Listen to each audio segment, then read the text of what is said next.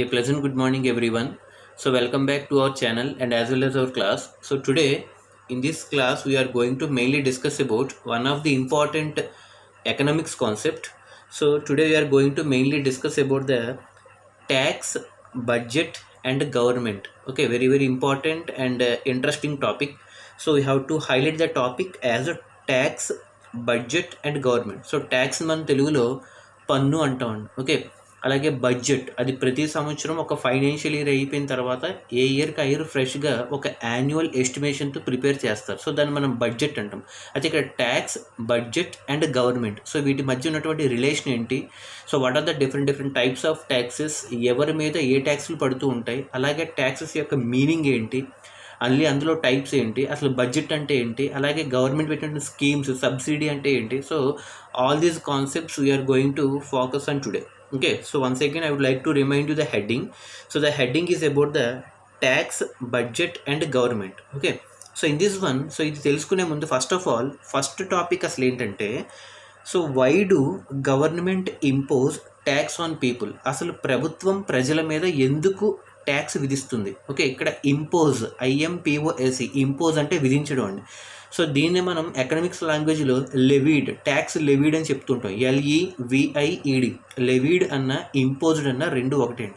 So now the first topic is about why do government impose or levy tax on people, అసలు ప్రజల మీద ప్రభుత్వం ఎందుకు పన్ను వేస్తుంది అని జనరల్గా చూసుకుంటే, అసలు జనరల్గా in every democratic country like India, so ప్రభుత్వం అన్నది ఖచ్చితంగా రెస్పాన్సిబుల్ తీసుకోవాలండి. అంటే ఒక కంట్రీ యొక్క ఎకానమీని బ్యాలెన్స్ చేయాలి అంటే గవర్నమెంట్ చేయాల్సిన ఫంక్షన్స్ రెండు ఉంటాయి. ఖచ్చితంగా గవర్నమెంట్ అన్నది క్రూషియల్గా ఫంక్షన్ చేయాలి, ఫైనాన్షియల్ లేదా ఫినాన్షియల్ అని చెప్తుంటాం ఇంగ్లీష్లో. సో ఫినాన్షియల్గా కానీ క్రూషియల్గా కానీ అది కొన్ని ఫంక్షన్స్ చేయాలని.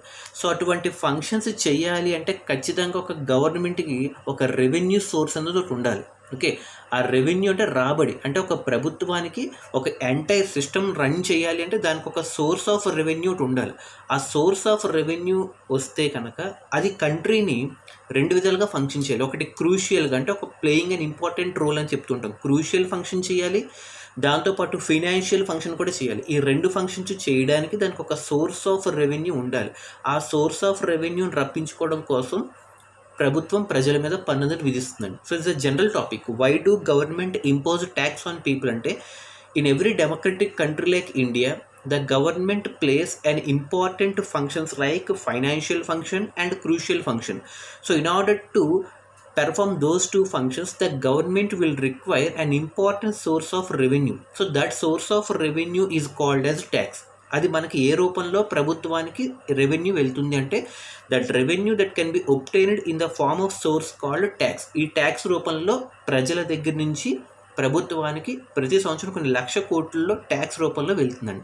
So it is the main reason behind why the government impose tax on people. అంటే గవర్నమెంట్ ఫంక్షన్ చేయాలి అంటే క్రూషియల్గా కానీ ఫైనాన్షియల్గా కానీ పని చేయాలంటే దానికి ఖచ్చితంగా ఒక సోర్స్ ఆఫ్ రెవెన్యూ ఉండాలి.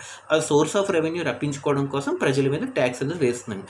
నౌ ద సెకండ్ టాపిక్, అసలు ట్యాక్స్ అంటే ఏంటి, what is the meaning of tax and what are the different types of tax and explain their meanings. So ఇక్కడ మూడు టాపిక్స్ ఒకేసారి కవర్ అవ్వాలి. అసలు ట్యాక్స్ అంటే ఏంటి, అసలు ట్యాక్స్లో టైప్స్ ఏవేవి ఉన్నాయి, అసలు వాటి యొక్క మీనింగ్స్ ఏంటి. Okay, now we have to look after that one. Okay, so first of all tax, what is the meaning of tax అంటే, ఇక్కడ ఖచ్చితంగా ట్యాక్స్ అన్నది ఎస్కేప్ అవ్వడానికి ఉండదండి. ఏదో పెద్ద బడాబాబులు అంటే ఇప్పుడు ఈ మధ్యకాలంలో కొంతమంది ఎస్కేప్ అవుతున్నారు తప్ప, జనరల్గా గవర్నమెంట్ విధించినటువంటి ఈ ట్యాక్స్ ఏదైతే ఉందో ఇట్స్ ఎ కంపల్సరీ పేమెంట్. అది ఖచ్చితంగా ప్రతి ఒక్కళ్ళు from low level family or middle level family or rich level family ఎవరైనా సరే ఖచ్చితంగా they have to pay that tax. Okay, so now we can define tax as, tax మనం ఎలా define చేయొచ్చు అంటే, the compulsory payment which can act as an important source of revenue to the government is called as tax. కరెక్టే కదండి. So tax మనం ఇప్పుడు ఏ విధంగా define చేయొచ్చు అంటే, సార్ కంపల్సరీ పేమెంట్. కంపల్సరీ అంటే మ్యాండేటరీ, అంటే ఎకనామిక్స్లో మనం మ్యాండేటరీ అని చెప్తుంటాం. మ్యాండేటరీ అంటే తూచా తప్పకుండా ఖచ్చితంగా పాటించాలి. సో ద కంపల్సరీ పేమెంట్, ఈ పేమెంట్ ఎలా యాక్ట్ చేస్తుంది, which can act as an important source of ఏ సోర్స్ కింద, రెవెన్యూ సోర్స్ కింద యాక్ట్ చేస్తుంది. So which can act as an important source of revenue to the government. ఇందాక first స్టేట్మెంట్లో చెప్పుకున్నాం why do government impose tax అని, అవునా కదా. సో దాని ప్రకారంగా చూసుకుంటే the compulsory payment which can act as an important source of revenue to the government and which can be paid by the citizens of that particular country is known as tax. So దాన్ని మనం tax పన్ను అంటూ ఉంటాం. Got it or not? So it's the definition of tax. So ఇప్పుడు మనం అసలు టైప్స్లోకి వెళ్తే అసలు ట్యాక్సెస్లో అసలు ఎన్ని టైప్స్ ఉన్నాయి? So mainly there are 2 types of taxes. So జనరల్గా ట్యాక్సెస్లో మనకి 2 types ఉన్నాయి.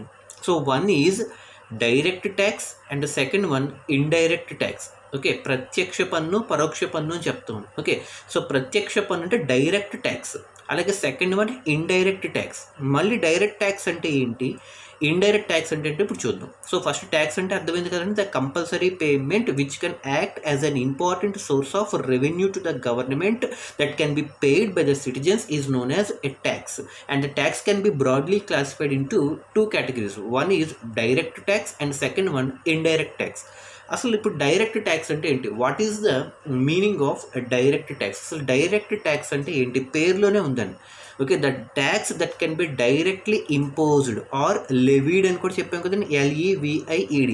The tax that can be directly imposed or levied on that individual. అంటే పర్టికులర్గా ప్రభుత్వం నుంచి డైరెక్ట్గా వచ్చి వాళ్ళ మీద, అంటే వితౌట్ ఎనీ ఇంటర్మీడియట్, అంటే డైరెక్ట్గా గవర్నమెంట్ విధించినటువంటి ట్యాక్స్ ఏదైతే ఉందో డైరెక్ట్గా అది ఇన్సిడెన్స్ చేసినటువంటి ట్యాక్స్, ఈ ఎఫెక్ట్ అయినటువంటి పర్సన్ ఇద్దరు ఒకటే అండి. సో దీన్ని మనం డైరెక్ట్ ట్యాక్స్ అంటాం. The tax that can be directly imposed or levied on directly an individual. ఒక ఇండివిజువల్ మీద డైరెక్ట్గా ప్రభుత్వం నుంచి వచ్చినటువంటి ఇంపోజ్ చేసిన ట్యాక్స్ మనం డైరెక్ట్ ట్యాక్స్ అంటాం. ఓకే, ఈ డైరెక్ట్ ట్యాక్స్లో మనకి ఏం జరుగుతుందంటే మెయిన్గా, సో ఇన్సిడెన్స్ అండ్ ఎఫెక్ట్ రెండు కూడా ఒకరి మీదే ఉంటాయండి. ఇన్సిడెన్స్ అంటే గవర్నమెంట్ ఇంపోజ్ చేస్తుందని మనం ఇన్సిడెన్స్ అంటాం. అంటే ఒక గవర్నమెంట్ సిటిజన్కి ఇంపోజ్ చేస్తుంది ట్యాక్స్, సో దాన్ని ఆ ఇంపోజ్ చేసేదాన్ని మనం ఇన్సిడెన్స్ అంటాం. సో దాని ఇన్సిడెన్స్ రిసీవ్ చేసుకుని వీళ్ళు గవర్నమెంట్కి ట్యాక్స్ కడతారు, అంటే ఇక్కడ ఎఫెక్ట్ అయిన వాళ్ళు కూడా వాళ్ళే అవుతారు. సో ఇక సే దట్ డైరెక్ట్ ట్యాక్స్లో మనకి ఇన్సిడెన్స్ అండ్ ఎఫెక్ట్ రెండు కూడా ఒకరి మీదే ఉంటాయి, because the tax can be directly imposed on an individual కాబట్టి. What it or not? So direct ట్యాక్స్లో మనం అబ్జర్వ్ చేయాల్సింది ఏంటంటే, the main important feature that can be identified in direct tax is here the incidence and effect will be the same individual, ఒకరి మీదే ఉంటాయండి. అయితే ఇప్పుడు డైరెక్ట్ ట్యాక్స్ అసలు మనకి ఏంటి, what are the best examples of direct tax? అసలు ఏ ట్యాక్సెస్ మనకి డైరెక్ట్ ట్యాక్సెస్ కిందకు వస్తాయంటే income tax. The best example of direct tax is income tax. ఖచ్చితంగా either low level income or middle level income or high level income or richest families ఎవరైనా అవ్వచ్చు, ఖచ్చితంగా వాళ్ళ మీద డైరెక్ట్గా ఆ పర్సంటేజ్ ఆఫ్ ట్యాక్స్ పడుతుంది కాబట్టి వాళ్ళే ఖచ్చితంగా పట్టాలి, అంటే వాళ్ళే ఖచ్చితంగా కట్టాలి, అవునా కదా. సో అంటే ఇక్కడ ఖచ్చితంగా వాళ్ళ మీద డైరెక్ట్గా ఇన్సిడెంట్ అవుతుంది. ఆ ఇన్సిడెంట్ అయినప్పుడు ఎఫెక్ట్ అయ్యే వాళ్ళు కూడా వాళ్ళే, ఖచ్చితంగా వాళ్ళే పే చేయాలి. కాబట్టి డైరెక్ట్ ట్యాక్స్కి best example is income tax. Okay, so income tax belongs to which of the following category అంటే డైరెక్ట్ ట్యాక్స్ కింద. సో ఇన్కమ్ ట్యాక్స్తో పాటు ప్రాపర్టీ ట్యాక్స్ కూడా అండి, ఆస్తి, అవునా, అంటే మనకు ఉన్నటువంటి యాసెట్స్, ప్రాపర్టీస్ ఏవైతే ఉంటాయి, ఇళ్ళు, పొలాలు, స్థలాలు, కార్లు, బంగ్లాలు, సో ఇలాగ మనం చెప్పుకుంటూ వెళ్తే మనకు ఉన్నటువంటి యాసెట్స్ కానీ ప్రాపర్టీస్ మీద కానీ ఖచ్చితంగా వాటి మీద కూడా ట్యాక్స్ ఉంటుందండి. సో అది కూడా ఆ రెస్పెక్టివ్ ఓనర్ లేదా ఆ రెస్పెక్టివ్ ఇండివిజువల్ ఎవరైతే ఉన్నారో వాళ్ళే ఖచ్చితంగా ఎఫెక్ట్ అవ్వాలి. కాబట్టి ఇక్కడ కూడా మనం ఇన్సిడెన్స్ అండ్ ఎఫెక్ట్ ఈ రెండు కూడా మళ్ళీ ఒకరి మీదే ఉంటాయి. కాబట్టి you can say that property tax also belongs to direct tax. ఇలాగే ఇందాక చెప్పుకున్నటువంటిగా income tax, property tax and అలాగే one more is corporate tax అండి. ఇది ఖచ్చితంగా మనం వింటూ ఉంటాం. కార్పొరేట్ ట్యాక్స్ ఎక్కువగా మెట్రోపాలిటన్ మెగా సిటీస్లో ఇది బేర్ చేస్తుంటారు. కార్పొరేట్ ట్యాక్స్ అంటే ఇది కూడా మనకి డైరెక్ట్ ట్యాక్స్లోకి వస్తుంది. ఒకటి మరి కార్పొరేట్ ట్యాక్స్ అంటే ఏంటంటే, జనరల్గా ఏదైనా ఒక బిజినెస్ కంపెనీ లేదా ఒక బిజినెస్ ఆర్గనైజేషన్ లేదా ఒక ఎంటర్ప్రైజెస్ ఏదైతే ఉన్నాయో వాళ్ళకు వచ్చినటువంటి ఇయర్లీ ప్రాఫిట్స్, అంటే వాళ్ళకి టర్న్ ఓవర్స్ జరుగుతూ ఉంటాయి, వాళ్ళకి కొన్ని కోట్ల ఆదాయం వస్తుంది, అవును కదా. అంటే వాళ్ళకు వచ్చినటువంటి ఇయర్లీ ప్రాఫిట్స్ మీద వేసినటువంటి ట్యాక్స్ మనం కార్పొరేట్ ట్యాక్స్ అంటాం. Listen carefully, corporate tax is nothing but the tax that can be levied or imposed on the yearly profits of an business organization or institution or any other financial institution or any other enterprises. So వీళ్ళ మీద వచ్చినటువంటి yearly profit. Okay, so వాళ్ళ సంవత్సరం మొత్తం చేసి ఒక yearly profit వస్తుంది. ఆ ఇయర్లీ ప్రాఫిట్ మీద విధించినటువంటి ట్యాక్స్ మనం కార్పొరేట్ ట్యాక్స్ అంటాం. వాటి మీద కాదు, అంటే ఆర్గనైజేషన్స్ మీద కాదు, ఆర్గనైజేషన్స్ యొక్క ఇయర్లీ ప్రాఫిట్ మీద వేస్తాం. So that one you have to identify here. So ఇప్పుడు డైరెక్ట్ ట్యాక్స్ కిందకి మనకు వచ్చేవి 3 బెస్ట్ ఎగ్జాంపుల్స్ అండి. ఒకటి income tax, and second one property tax, and third one corporate tax. Got it or not? So these 3 are the best examples. So వీటిని మనం ఎలా గుర్తుపెట్టుకోవాలంటే ఐపీసీ అనే కోడ్ అండి. ఐ అంటే ఇన్కమ్ ట్యాక్స్, పి అంటే ప్రాపర్టీ ట్యాక్స్, సి అంటే corporate tax.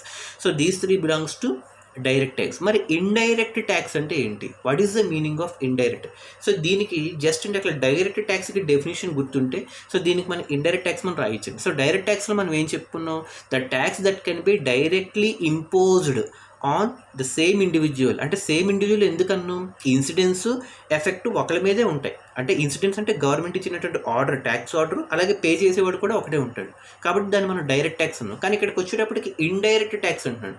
So what is the meaning of indirect tax? అసలు ఇండైరెక్ట్ ట్యాక్స్ అంటే ఏంటంటే సేమ్ డైరెక్ట్ ట్యాక్స్కి ఆపోజిట్. అంటే ఇప్పుడు పరోక్ష పన్ను, ఇందాక ప్రత్యక్ష పన్ను. అయితే ఇక్కడ ఎలా చెప్తా ఉంటే ఒకళ్ళ మీద ట్యాక్స్ బర్డెన్ పడితే కట్టేవాళ్ళు ఏమో ఇంకోళ్ళు ఉంటారు. ఒకటి ద మెయిన్ డిఫరెన్స్ ఏంటంటే ట్యాక్స్ అనేది ఒకళ్ళ మీద వేస్తే పే చేసేవాడు ఇంకోళ్ళు ఉంటారు. So best example is factories or industries. అంటే గవర్నమెంట్ ఫ్యాక్టరీస్ మీద ఒక ట్యాక్స్ లేదా ఒక కంపెనీస్ మీద వేస్తే వాళ్ళు కస్టమర్స్ మీద వేస్తూ ఉంటారు. సో వీటిని మనం ఇండైరెక్ట్ ట్యాక్స్ అంటాం. Got it or not? So the tax or the tax that can be levied or imposed on one person but the burden will be shifted to other person is called as an indirect tax. Got it or not? ఇక్కడ మనకి tax విధించడం ఒకళ్ళ మీద వేస్తే అది burden feel అయ్యి pay చేసేవాడు మాత్రం ఇంకోటి ఉంటాడు. So that can be called as the indirect tax. అంటే ఇక్కడ ఇన్సిడెన్స్ ఒకడు, ఎఫెక్టర్ ఒకరు ఉంటారండి. Okay, so the main difference we have to identify. Direct ట్యాక్స్లో అయితే ఇన్సిడెన్స్, ఎఫెక్ట్ ఇద్దరు అంటే ఈ 2 ఫ్యాక్టర్స్ ఒకళ్ళ మీదే ఉంటాయి. కానీ ఇండైరెక్ట్ ట్యాక్స్కి వచ్చేటప్పటికి ఇన్సిడెన్స్ ఒకళ్ళ మీద ఉంటే ఎఫెక్ట్ ఏమో ఇంకోళ్ళ మీద ఉంటుంది. ఇక్కడ ఎఫెక్ట్ ఫేస్ చేసే వాళ్ళేమో కస్టమర్స్, ఇన్సిడెన్స్ ఫేస్ చేసే వాళ్ళేమో ఫ్యాక్టరీ ఓనర్స్ కానీ ఇండస్ట్రియలిస్ట్ కానీ ఉంటారండి. So that is the main difference between direct tax and indirect tax. So indirect tax can be defined as the tax that can be levied on one person but the effect or the burden will be shifted to other person is known as indirect tax. Okay, మరి ఇందాకట్లాగా direct ట్యాక్స్లో అయితే 3 examples చెప్పుకున్నాం. Okay, income tax కానీ, property tax కానీ, corporate tax కానీ చెప్పుకున్నాం. The same way what are the best examples of indirect tax? ఇప్పుడు ఇండైరెక్ట్ ట్యాక్స్లోకి వచ్చే ఎగ్జాంపుల్స్ ఏంటి? What are the best examples of indirect tax అని చెప్తే ఫస్ట్ వన్ ఎక్సైజ్ డ్యూటీ అని పేరు వినే ఉంటారండి. ఎక్సైజ్ ట్యాక్స్ లేదా ఎక్సైజ్ డ్యూటీ, EXCISE, ఎక్సర్సైజ్ కదండి, ఎక్సైజ్, EXCISE, ఎక్సైజ్ డ్యూటీ అని చెప్తుంటారు. అలాగే సెకండ్ వన్కి వచ్చేటప్పటికి సేల్స్ ట్యాక్స్ అని చెప్తుంటారు. ఇవన్నీ వినే ఉంటారండి మీరు. Excise duty, sales tax, service tax, అలాగే కస్టమ్ డ్యూటీ. సో ఇవన్నీ కూడా, అలాగే వ్యాట్, వాల్యూ యాడెడ్ ట్యాక్స్ అంటాను, వ్యాట్ ట్యాక్స్ అని చెప్తూ ఉంటారు, అవునా కదా? సో ఇవన్నీ కూడా మనకి ఇండైరెక్ట్ ట్యాక్స్లోకి వెళ్తాయండి. సో ఇండైరెక్ట్ ట్యాక్స్లో మనం మెయిన్గా చెప్పుకున్న 5 ఉంటాయండి. So these are the 5 best examples of indirect tax. What are those అంటే ఫస్ట్ మనం ఇందాక చెప్పుకున్న ఎక్సైజ్ ట్యాక్స్ అండి. Okay, excise. సో వీటి మీనింగ్స్ కూడా చెప్తాను. ఎక్సైజ్ అంటే ఏంటి, సేల్స్ అంటే ఏంటి, సర్వీస్ అంటే ఏంటి, వ్యాట్ అంటే ఏంటి, ఇప్పుడు ఇవన్నీ కూడా మనం డిస్కస్ చేద్దాం. Okay, so excise tax, sales tax, service tax, custom duty and VAT, value added tax. So these are the 5 best examples of indirect tax. మరి ఇప్పుడు ఒక్కొక్కటి చూసుకుంటే what is the meaning of excise duty? అసలు excise duty అంటే ఏంటి? EXCISE. What is the meaning of excise duty? అసలు excise duty అంటే ఒక ఫ్యాక్టరీ కానీ ఒక ఇండస్ట్రీ కానీ గూడ్స్ అండ్ సర్వీసెస్ ప్రొడ్యూస్ చేస్తుంది, అవునా కదా? సో జనరల్గా మనం జనరల్ పాయింట్ ఆఫ్ వ్యూలో మాట్లాడుకుంటూ వెళ్తే ఒక ఫ్యాక్టరీ కానీ ఒక ఇండస్ట్రీ కానీ గూడ్స్ అనే వాటిని తయారు చేస్తుంది. ఆ గూడ్స్ని మ్యానుఫ్యాక్చర్ చేసినప్పుడు కానీ లేదా ప్రొడక్షన్ జరుగుతున్నప్పుడు కానీ ఆ ఫ్యాక్టరీ మీద లేదా ఆ గూడ్స్ మీద విధించినటువంటి ట్యాక్స్ని మనం ఎక్సైజ్ ట్యాక్స్ లేదా ఎక్సైజ్ డ్యూటీ అంటామండి. Got it or not? So excise duty is nothing but the tax that can be levied on manufacture and production of the goods. అంటే గూడ్స్ మ్యానుఫ్యాక్చర్ చేస్తున్నప్పుడు, production చేస్తున్నప్పుడు, అంటే తయారు చేస్తున్నప్పుడు, అంటే ఉత్పత్తి చేస్తున్నప్పుడు, అంటే మ్యానుఫ్యాక్చరింగ్ అండ్ ప్రొడక్షన్ దేని మీద, ఒక గూడ్స్ మీద, అంటే ఒక గూడ్స్ మీద మ్యానుఫ్యాక్చరింగ్ అండ్ ప్రొడక్షన్ జరుగుతున్నప్పుడు దాని మీద విధించినటువంటి ట్యాక్స్ మనం ఎక్సైజ్ డ్యూటీ అంటాం. The tax that can be levied on manufacturing and production of the goods is called excise duty. What it అన్నాడు. సో ఇప్పుడు ఆ గూడ్స్ని తయారు చేసిన తర్వాత అమ్మాలి ఖచ్చితంగా, అవునా కదా. సో అమ్మడం అంటే దాన్ని మనం సెల్లింగ్ ఆర్ సేల్, అమ్మకానికి పెడుతూ ఉంటారు ఖచ్చితంగా గూడ్స్ని. అమ్మకానికి పెట్టినప్పుడు సేల్ అయినప్పుడు దాని మీద, ఆ సేలింగ్ మీద వేసినటువంటి ఆ ట్యాక్స్ని మనం సేల్స్ ట్యాక్స్ అని చెప్తూ ఉంటాం. గట్ ఇట్ అన్నాడు. సో ఎక్సైజ్కి సేల్స్కి మెయిన్ డిఫరెన్స్ అర్థమైంది కదండి. సో ఇక్కడ ఏవైతే గూడ్స్ ఉన్నాయో ఈ గూడ్స్ని సోల్డ్ అంటే ఏంటంటే అమ్మడం, సోల్డ్ అంటే, అవునా కదా. ఎప్పుడైతే ఆ గూడ్స్ని సోల్డ్ చేస్తారో, ఆ సోల్డ్ చేసినప్పుడు ఆ గూడ్స్ మీద వేసినటువంటి ట్యాక్స్ని సేల్స్ ట్యాక్స్ అని చెప్తుంటారు. So now we have to catch the major difference between excise duty and sales tax. అంటే ఇప్పుడు దీన్ని ఎలా గుర్తుపెట్టుకోవాలంటే సెంటర్లో ఒక సర్కిల్ గీసి అందులో గూడ్స్ అని రాయాలండి. ఈ గూడ్స్ అని రాసి లెఫ్ట్ సైడ్ నుంచి ఒక యారో మార్క్ పెట్టి, సో దాన్ని మనం మ్యానుఫ్యాక్చరింగ్ అండ్ ప్రొడక్షన్ ఫస్ట్ తయారు చేస్తున్నాం. సో మ్యానుఫ్యాక్చరింగ్ అండ్ ప్రొడక్షన్ అంటే దానికి వేసే డ్యూటీని మనం ఎక్సైజ్ డ్యూటీ అంటాం. సో ఇప్పుడు మ్యానుఫ్యాక్చరింగ్ ప్రొడక్షన్ అయిపోయిన తర్వాత ఈ గూడ్స్ని ఏం చేస్తాం, సేల్ చేసిందంటే సోల్డ్ చేస్తాం. సోల్డ్ చేసాక చేసినటువంటి ట్యాక్స్ని సేల్స్ ట్యాక్స్ అంటాం. So this a major difference. అంటే గూడ్స్కి ఒకవైపు ఎక్సైజ్ ట్యాక్స్ ఉంటే ఇంకోవైపు సేల్స్ ట్యాక్స్ ఉంటుంది. సేల్స్ అంటే సోల్డ్, అమ్మకానికి పెట్టినప్పుడు, అదే ఎక్సైజ్ అయితే తయారు చేసినప్పుడు. So this a major difference. అలాగే next third one, custom duty. What is the meaning of custom duty? అసలు కస్టమ్ డ్యూటీ అంటే ఏంటి అంటే, ఏ గూడ్స్ అయితే పక్క కంట్రీ అంటే అబ్రాడ్ నుంచి తీసుకొస్తారు లేదా కొనుక్కుంటారు లేదా రప్పిస్తారో వాటి మీద విధించినటువంటి ట్యాక్స్ మనం కస్టమ్ డ్యూటీ అంటామండి. Custom duty is nothing but the tax that is levied on the goods that are brought from abroad. Abroad అంటే వివిధ దేశాలు లేదా పక్క రాష్ట్రాలు లేదా పక్క దేశాల నుంచి బ్రాడ్ చేసినటువంటి గూడ్స్ ఏవైతే ఉంటాయో వాటి మీద వేసినటువంటి దాన్ని మనం కస్టమ్ డ్యూటీ అంటాము. So excise, sales and custom అని పేరు వినమానంగానే we have to remember that the goods should be brought from abroad. So excise, sales and custom okay కదండి. So the next one, service tax అంటే జనరల్గా ఇప్పుడు మనం అందరికీ చూస్తుంటాం, జొమాటో, స్విగ్గీ, అలాగే టెలికమ్యూనికేషన్, మార్కెటింగ్, అలాగే మొబైల్ కమ్యూనికేషన్, రియల్ ఎస్టేట్, అలాగే ఇవన్నీ చూసుకుంటే వాళ్ళు చేసిన ఏసీ హోటల్స్ కానీ, రెస్టారెంట్స్ కానీ, రైల్వేస్ కానీ ఖచ్చితంగా ఇంటర్నెట్ సర్వీస్ ఛార్జెస్ అని చెప్పి ఖచ్చితంగా వాళ్ళు వసూలు చేస్తారు. సో సింపుల్గా చెప్పాలంటే the tax that can be levied on the acting of services. అంటే వాళ్ళు తగినటువంటి అందిస్తున్నటువంటి సర్వీసెస్ మీద వేసినటువంటి ట్యాక్స్ని మనం సర్వీస్ ట్యాక్స్ అంటాం. The tax that can be levied on the act of the services. Okay, ఆ సర్వీసెస్ మీద వేసినటువంటి వాటిని మనం సర్వీస్ ట్యాక్స్ అంటాం. Example ACs, hotels, restaurants, market places, mobiles, communications, real estates, internet users, Paytm. ఖచ్చితంగా daily లైఫ్లో మన ఇంటర్నెట్తో యూజ్ చేసే ప్రతి దానికి సర్వీస్ ఛార్జ్ ఉంటుంది. సో దాన్ని మనం సర్వీస్ ట్యాక్స్ అని చెప్తాం. ఇంక్లూడింగ్ మనం ఫుడ్ తెప్పించుకుని తింటాం, జొమాటో, స్విగ్గీ, సో వాటికి కూడా సర్వీస్ ఛార్జ్ ఉంటుంది. వాట్ ఇట్ అన్నాడు, ఎందుకంటే they are exhibiting their acting of service. What it అన్నాడు. అండ్ లాస్ట్ వన్కి వచ్చేటప్పటికి ఇవన్నీ మనం చెప్పుకుంటూ వెళ్తే value added tax, the last one, value added tax, VAT అని చెప్తూ ఉంటాం. ఓకే, వ్యాట్ అంటే వాల్యూ యాడెడ్ ట్యాక్స్, వి అంటే వాల్యూ, ఏ అంటే యాడెడ్, టీ అంటే tax. So what is the meaning of this value added tax? అసలు ఏంటి అంటే, పేర్లో ఉంది వాల్యూ యాడెడ్ అంటే ఒక మ్యానుఫ్యాక్చరర్ కానీ ఒక ప్రొడ్యూసర్ కానీ ఒక గూడ్స్ని తయారు చేయాలంటే ఖచ్చితంగా వాళ్ళకి ఇన్పుట్స్ అవసరం ఉంది, అవునా కదా. ఇన్పుట్స్ లేదా మనం రా మెటీరియల్స్, ముడి సరుకులు అని చెప్తూ ఉంటాం, అవునా కదా. సో ఎవరికైనా ఒక మ్యానుఫ్యాక్చరర్ కానీ ప్రొడ్యూసర్ కానీ ఏదైనా తయారు చేయాలంటే వాళ్ళకి ఖచ్చితంగా అది అవసరం ఉంటుంది. అది కొనుక్కున్నప్పుడు కూడా వాళ్ళకి ఆ రా మెటీరియల్స్ మీద కానీ ఇన్పుట్స్ మీద కానీ కలిపి వీళ్ళకి ట్యాక్స్ వేస్తే దాన్ని మనం వాల్యూ యాడెడ్ ట్యాక్స్ అంటాం. వాల్యూ యాడెడ్ పేర్లోనే ఉంది. దేని యొక్క వాల్యూ అంటే raw materials or input doses, input మీద కానీ రా మెటీరియల్కి కూడా వాటికి తగ్గ వాల్యూని కూడా బేస్ చేసుకుని ఆ ఇన్పుట్స్కి తగ్గట్టుగా లేదా రా మెటీరియల్ తగ్గట్టుగా కూడా ట్యాక్స్ని కూడా కలిపి వాళ్ళకు ఓవరాల్గా ప్రజెంట్ చేస్తే దాన్ని మనం వాల్యూ యాడెడ్ ట్యాక్స్ అంటాం. ఇది ఇంక్లూడ్ చేయడం వల్ల వాళ్ళకి ఫైనల్గా బర్డన్స్ తగ్గుతాయి. సో వ్యాట్ సర్టిఫికేట్ కూడా ఖచ్చితంగా ఇస్తారు వాళ్ళు. సో వాల్యూ యాడెడ్ ట్యాక్స్ వల్ల ఉపయోగం ఏంటంటే ఇన్పుట్స్ మీద కానీ రా మెటీరియల్స్ మీద కానీ ఆల్రెడీ వాళ్ళు యాడ్ చేసి ట్యాక్స్ ఫైనల్గా చేయడం వల్ల దాన్ని మనం వాల్యూ యాడెడ్ ట్యాక్స్ అంటాం. అది మళ్ళీ ఆ కంపెనీ యొక్క లేదా ఒక మ్యానుఫ్యాక్చర్ చివరిలో కట్టే ట్యాక్స్ మీద ఎఫెక్ట్ ఉండకూడదండి. It does not show any effect. So ఇప్పుడు ఆల్రెడీ వాళ్ళు వ్యాట్ ట్యాక్స్ కట్టారు కాబట్టి ప్రొడక్షన్ జరిగిపోయాక మళ్ళీ సెపరేట్గా ట్యాక్స్ అంతా కట్టక్కర్లేదు. సో వాళ్ళు నార్మల్గా తయారు చేసినటువంటి వాళ్ళకి గవర్నమెంట్ ఎంతైతే విధిస్తుందో అది కడితే సరిపోతుంది తప్ప మళ్ళీ ఈ రా మెటీరియల్స్ మీద ఇన్పుట్స్ మీద కట్టక్కర్లేదు. ఎందుకంటే ఆల్రెడీ దీని యొక్క వాల్యూ యాడ్ చేశారు కాబట్టి వాల్యూ యాడెడ్ ట్యాక్స్ అంటున్నాం. సో ఇక్కడ వాల్యూ దేని యొక్క వాల్యూ అంటే raw materials or inputs. So these are the 5 best examples of indirect tax. ఒకటి excise tax, sales tax, service tax, అలాగే ఇంకొంచెం డెప్త్కి వెళ్తే కస్టమ్ ట్యాక్స్ లేదా custom duty, and last one value added tax. Got it or not? So ఇవన్నీ కూడా మనకి ఇండైరెక్ట్ ట్యాక్సెస్లోకి వెళ్తాయి. Got it or not? So this are main classification, direct tax and indirect tax. So ఇలాగే ఇంకొంచెం డెప్త్కి వెళ్తే we have to understand what is the meaning of subsidy. ఈ పేరు వినే ఉంటారండి, సబ్సిడీ అని. Okay, subsidy. ఓకే, సబ్సిడీ అంటే జనరల్గా మనకి ఒక మార్కెట్ ప్రైస్ ఎంతైతే ఉందో అంటే ఒక వస్తువు తయారు చేసి మార్కెట్లోకి రిలీజ్ చేసినప్పుడు ఒక ప్రొడ్యూసర్ లేదా ఒక మ్యానుఫ్యాక్చరర్ ఒక ప్రైస్ పెడతాడు దానికి, అవును కదా? సో దాన్ని మనం మార్కెట్ ప్రైస్ అంటాం. ఓకే, ఈ మార్కెట్ ప్రైస్కి అలాగే వాళ్ళు ఆఫర్ చేస్తున్నటువంటి ఒక ప్రైస్కి అంటే ద డిఫరెన్స్ ఎంతైతే ఉంటుందో, the difference between the market price of the good and the price of the good at which it is going to be offered. So for example ఒక 1000 రూపాయలకి మార్కెట్ ప్రైస్ పెట్టి దాన్ని ఒక 700కి ఎంతకో అమ్మితే, సో దానికి దీనికి మధ్య ఉన్నటువంటి డిఫరెన్స్ ఏదైతే ఉందో దాన్ని మనం జనరల్గా సబ్సిడీ అంటాం. It's a general definition. The difference between, difference అంటే ఖచ్చితంగా మైనస్ అని చెప్తాం.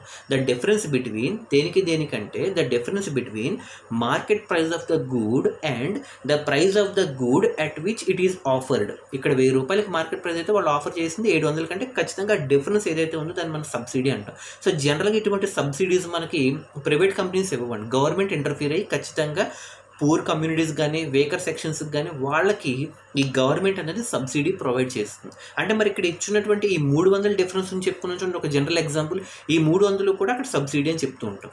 ఓకే, సో వాళ్ళ తరపున గవర్నమెంట్ పే చేస్తుంది. Got it on? సో జనరల్గా ఇప్పుడు మనకి ఎల్పిజి సిలిండర్స్ మీద కానీ రేషన్ సరుకుల మీద కిరోసిన్, బియ్యం, చింతపండు వీటి మీద మనకి సబ్సిడీ వస్తూ ఉంటుంది మనకి, అవునా కదా? So now you can define as the subsidies that can be undertaken by the government organisations ఉంది. ప్రభుత్వమే దాన్ని టేక్ ఓవర్ చేయాలండి.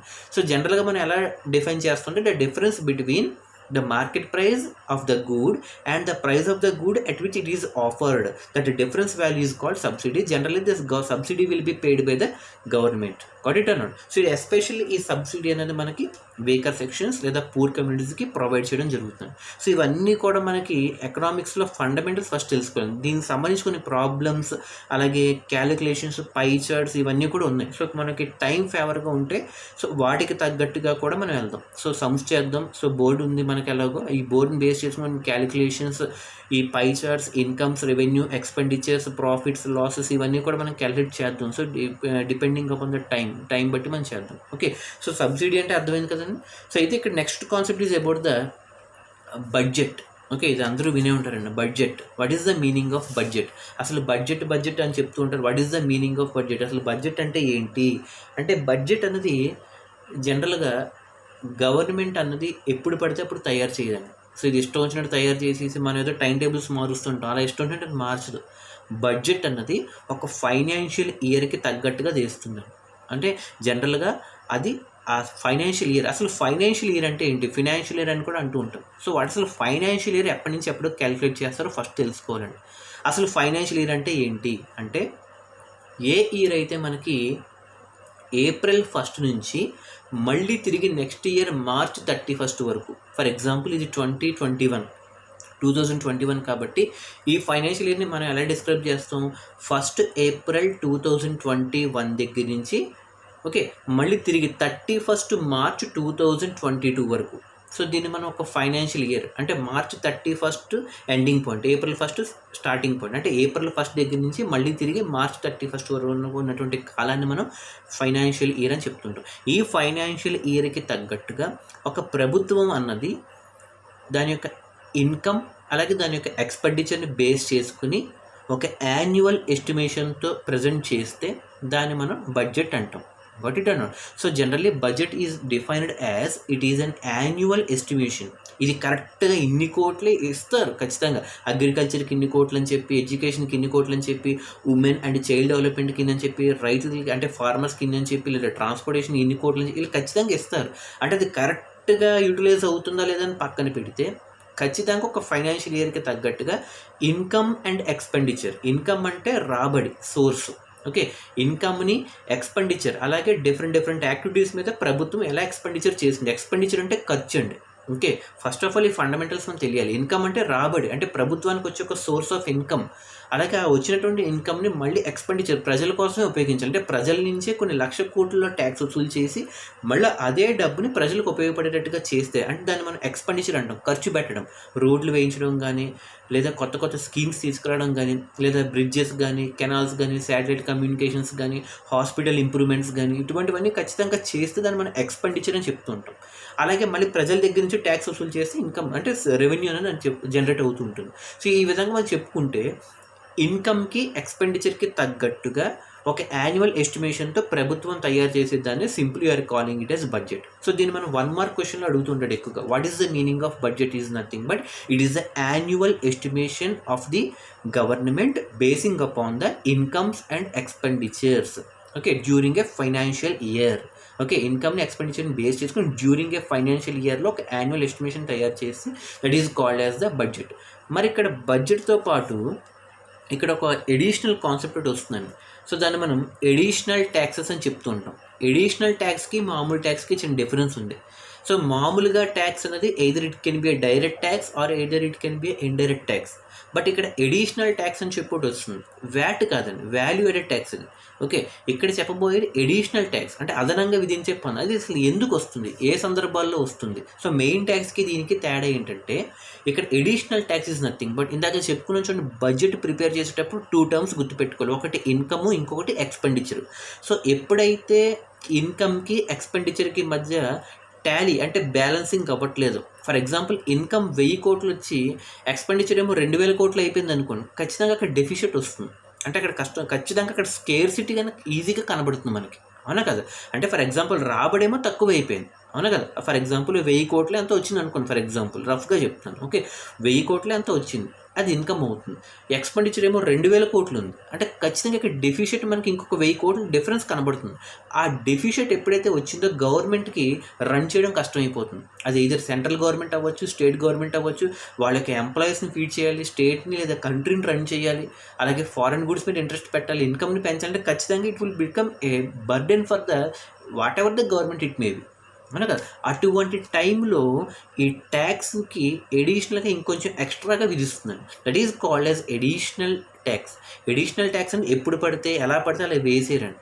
ఎడిషనల్ ట్యాక్స్ అనేది ఎప్పుడు వస్తుంటే when ever there is a deficit, DEFICIT, when ever there is a deficit between income and expenditure of the government in it's annual estimation of the budget, at that circumstances only this additional taxes will come into the picture. Gut it or not? So ఆ టైంలో మనకి ఎక్కువగా ఈ additional tax అని ఒకటి వస్తుంది. Gut it or? So ఇవన్నీ మనకి ఇంపార్టెంట్ స్కీమ్స్ అండి. అంటే ఇప్పుడు అర్థమైంది కదండి ట్యాక్స్ అంటే ఏంటి.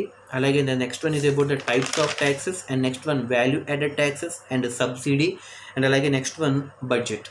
Gut it or? సో ఇక్కడ మనకి జనరల్గా కొన్ని క్వశ్చన్స్ అడుగుతూ ఉంటాడు. సో జనరల్గా ఒక ఫార్మాట్ చెప్తాను, లిజన్ కేర్ఫుల్లీ. ఇక్కడ జనరల్ క్వశ్చన్ ఎలా వస్తుందంటే, లిజన్ కేర్ఫుల్లీ, ఒక స్టేట్మెంట్ వస్తారండి. సో దీన్ని మనం ఎలా సాల్వ్ చేయాలి? సో అని చూస్తే tax on income or tax on commodities, ఈ రెండిట్లో అంటే tax on income or tax on commodities. Commodities అంటే goods and items. Okay, tax on income or tax on commodities, which of these two effect rich and poor.